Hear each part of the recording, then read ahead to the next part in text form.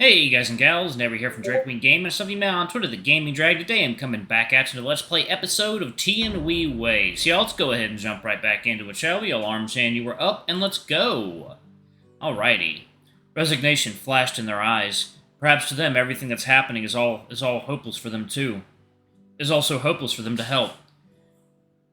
But these are innocent lives of the people. For them to simply ignore this whole thing is far too... And that is why they need us. As soon as he declared this, his eyes suddenly became determined, his words carried by his strong will, making the goal of this assignment clear. I understand. Our mission this time is to eliminate the demon beasts lurking around this town, right? That's right. We'll also be assisting the local medical center in treating the wounded. They've sent this letter with hope and trust in us, then we simply cannot disappoint them in return. Since you have grasped the situation, then it is time to depart. All right? You guys can go without worries. Just leave everything in Tian Wei to me and Sally. Huh? What? As soon as I said those parting words, Colonel snickered. Upon hearing his reaction, I have a feeling that this matter will not be as simple as I expected. This mission won't only consist of me and Colonel. You're coming with us. Eh? Did you really think you could escape us? Just accept your fate and come. Wait. I know it's a great learning opportunity to go on this mission with you guys, but if I go with you, wouldn't that mean all the jobs left here have to be handled by Sally alone? I looked at Sally, only to see her head slightly bowed, her hands covered over her mouth, laughing before explaining. Tian Wei is not open to the public on weekends, since we have a 2-day rest system, so there's no need for you to worry about my workload here. Ah, I see. Have you forgotten about the existence of weekends due to your passion of working here? Yeah, see, it feels like time's flowing too fast. I haven't even realized it. Eh? What does this mean? Weekend overtime? It also means I've lost a precious double-day rest? Everything's settled. You know the story behind our commission, then go back and get changed quickly. Be prepared to depart at once. When are we leaving? Now. Ah, now? What about breakfast? I prepared some rations and water on the carriage for you guys, so no need to worry about leaving on an empty stomach. Whoa, that's expected from Sally, ever so thoughtful. Good for you. Now go back and get changed in your battle attire and be ready to go. Yes, I'm going now. Then I'm just in my room, preparing some herbal medicine. After we dispersed from the parlor, I quickly returned to my room and changed to a new set of clothes that Bayou bought for me. Thank goodness Bayou bought these new clothes during our shopping trip. I can finally try one on today. Let's try the white one. Oh, I guess he went with that one, okay. The creaks and groans of the wheel spoke reverberated around us. As the wheels crunched over and over again against the ground, the three of us conversed back and forth about many different matters to chase the boredom away, though it's mostly me and Colonel chatting. Tex, do you see the hill over there? Colonel pointed at a tall peak in the distance as I began focusing my attention towards the direction he pointed. What about that mountain? Remember what we discussed about in the morning? The Khan town is located beside a mountain range and takes pride in their industry of alchemy medicines. Second, y'all. It is coffee time.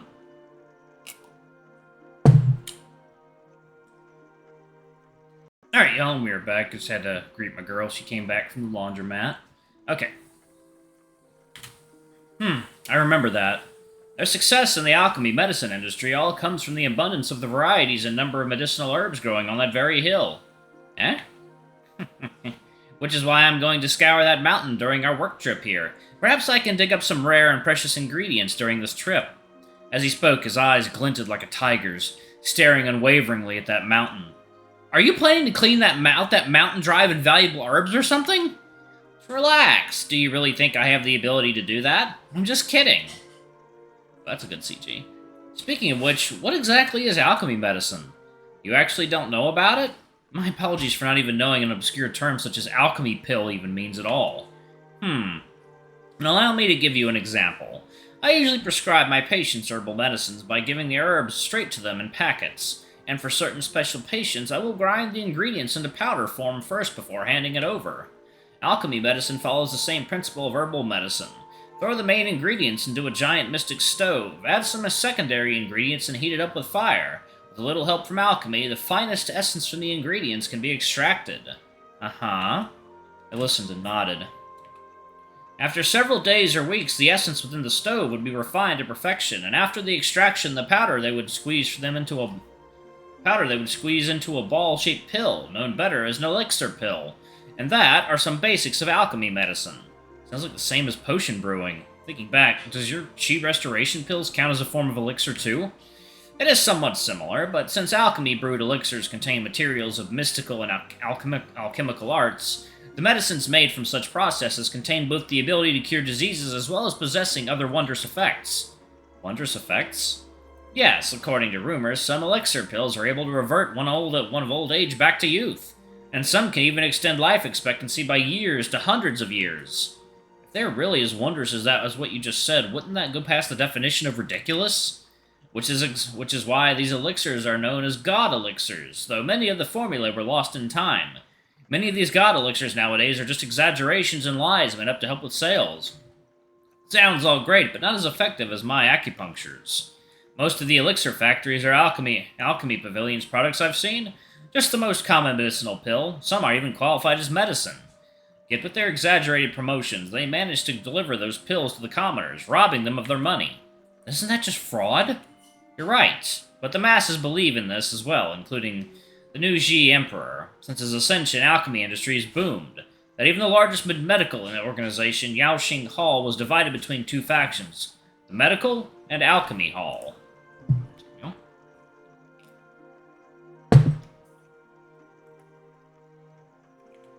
On top of that, the main customers of these alchemy pills are elderlies who lack common knowledge and education. Simply let them hear the tales, and they'll willingly spend their fortune to purchase a god elixir.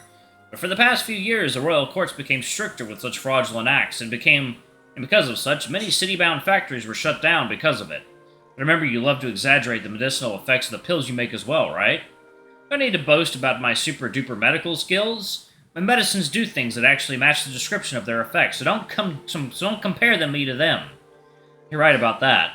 The new Emperor's support, low cost for profit, and the masses' ignorant beliefs of consuming such pills are equivalent to improved health.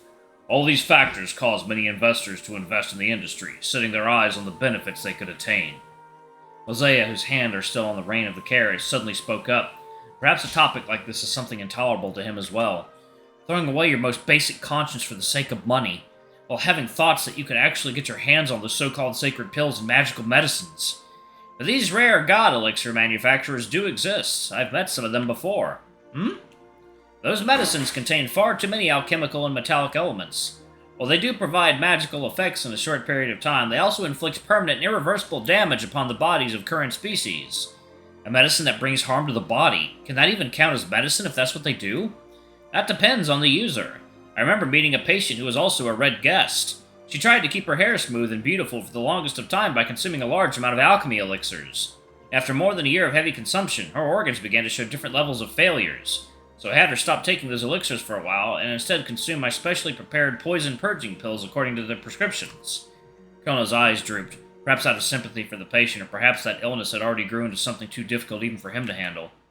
After a while, even though her body conditions did improve, her body showed severe signs of shedding fur. She also suffered fur quality damage due to dryness and other issues. She ended up thinking my medicines were the problem. What she didn't know was that the elixir pills she took were the true cause, draining her vitality through alchemy to retain her beauty. Every time she took it, toxins built up within her body. This leads to internal poisoning, but stopping the intake will cause a backlash, which is why there was so much sequelae appearing on her body. But she didn't know, and assumed my medicine's to blame for this. After that, she stopped coming to Tian Wei to seek my medical assistance. As for how she is now, I have no idea. Abandoning her own body to pursue eternal beauty until the end. Don't listen to a doctor's kindness. The worst is her awaiting madness. Spent so much money and the worst isn't over. Isn't over. What a shame. You really have a strange match with Chenhu's weird poetry skill. And that's poetry creativity for you. It's a talent.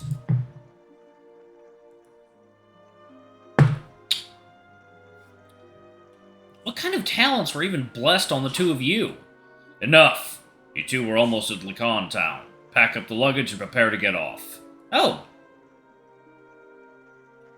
Wow, I can't wait to tell the residents there of the news of the famed doctor's arrival. Why do I have a bad feeling about that? Relax, don't look at me like that. I'm quite a low-key, humbled individual.